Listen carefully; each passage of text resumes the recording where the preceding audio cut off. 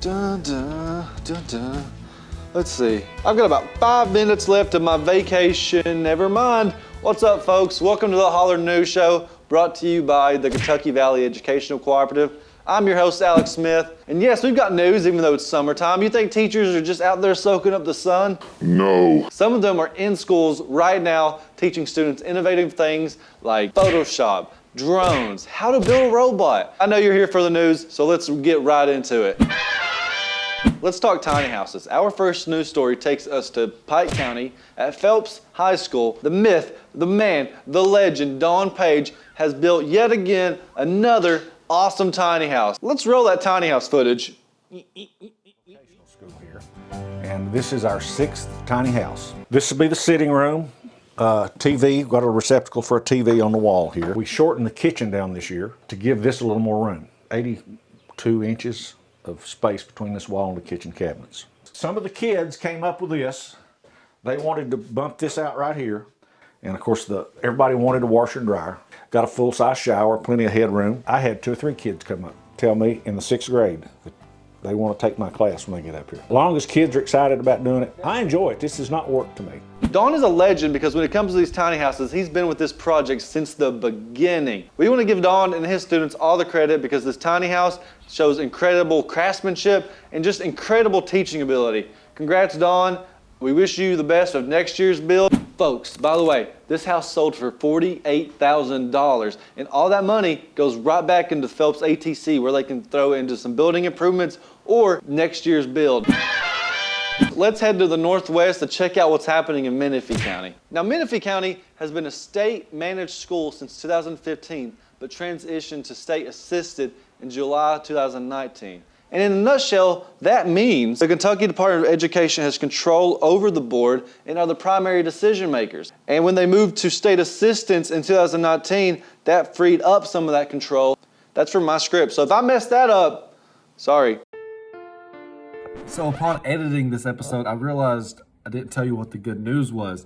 But Menifee County is out of state assistance. Therefore, their board and their superintendent now are able to control kind of the bigger decisions going on in that school district. I reached out to Jody Blackburn, who is Menifee's Director of Curriculum, Instruction, and Assessment, and I asked her, what did it take to get out of school assistance? And, I could read her responses off to you, but our very own video editor to the stars, Adrian Smith, decided he's going to make that a little bit more entertaining. Let's see what Adrian came up with. What did it take to get out of state school assistance? Students are at the center of every decision made in Menifee County schools. This, along with a very intentional, continuous improvement process, has been the key to the district's release from state assistance. Building and sustaining systems has allowed the district to focus on areas that have the greatest impact on student achievements, including increasing the capacity of our teachers and leaders across the district. Much of the strategic planning takes place in the district's weekly central office, Leadership Accountability. Meetings where school and district leaders work as a team to review stakeholder feedback, monitor current systems for impact, and plan strategically both for short-term and long-term goals. This is done by following a structured agenda and through the identification of each week's top 5 priorities. What does the future look like for Menifee County schools? In 2021 through 2022 school year, we opened Menifee Central, a beautiful, state-of-the-art K-8 facility. We've opened an early learning center, giving us our first district lead preschool classroom and strengthened our partnership with Gateway Head Start. Just this week, we broke ground on a new board office, which will include a virtual learning lab to meet the needs of students learning in alternative settings. We believe there is no stopping the students in Menifee County from reaching their fullest potential through a continued focus on academic and social-emotional growth of our students.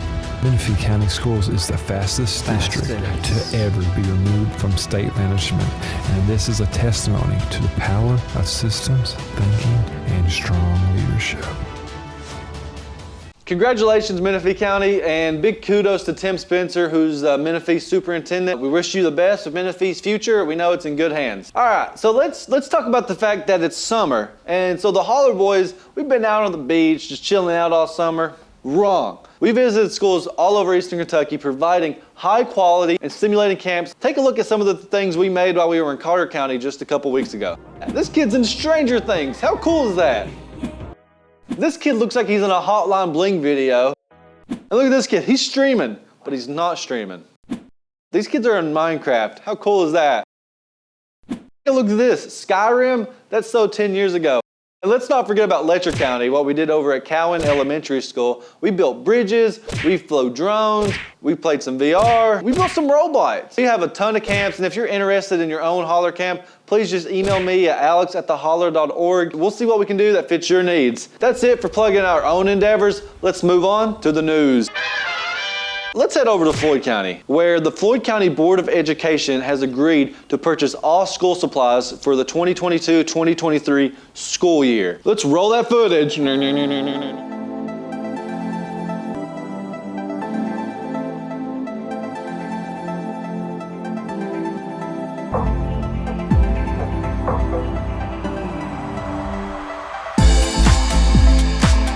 Folks, we just watched the same video, right? Like, how awesome is that? They're going to provide backpacks, electronics. I think that meant tablets. I'm not for sure. Now, I'm sure Floyd County isn't going to purchase the ultra rare Macho Man lunchbox. I am the cream and the... Congratulations, Floyd County.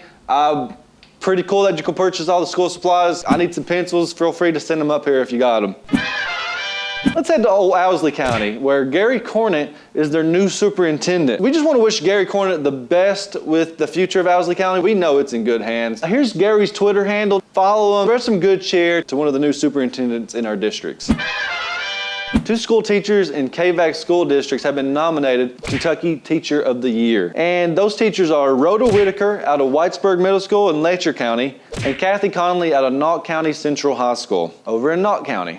We reached out to Kathy to see how she was handling the news, and Kathy told us, "I'm humbled to be nominated by current and former students for this opportunity. It is really an award for all teachers in the state of Kentucky. If I am chosen, I will positively represent the struggles and successes of the teaching profession. I had outstanding teachers from Head Start through college and wonderful students over the years now. I just want to pay it forward. Having support from Eastern Kentucky as a whole is very valuable to all of us in education. We have a voice that needs to be heard, and I want to be the person who speaks up and out. I wish for every teacher in Kentucky to have the very best year in 2022 to 2023. Thanks, Kathy, for that message. We really appreciate it. We want to wish you and Rhoda the best with this nomination, and we hope you bring it back to Eastern Kentucky.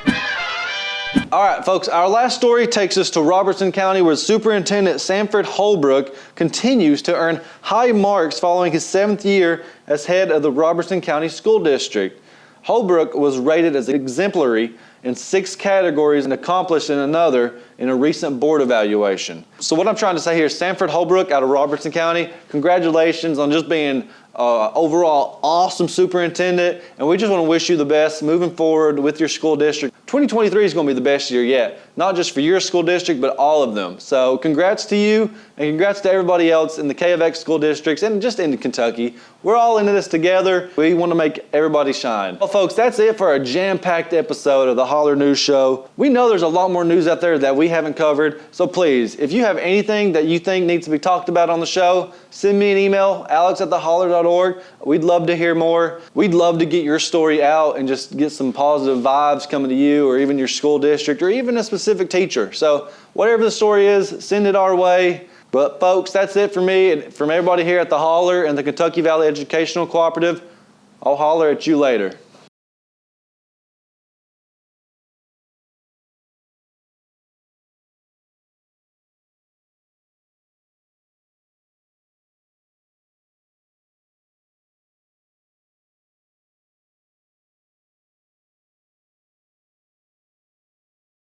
Our first voice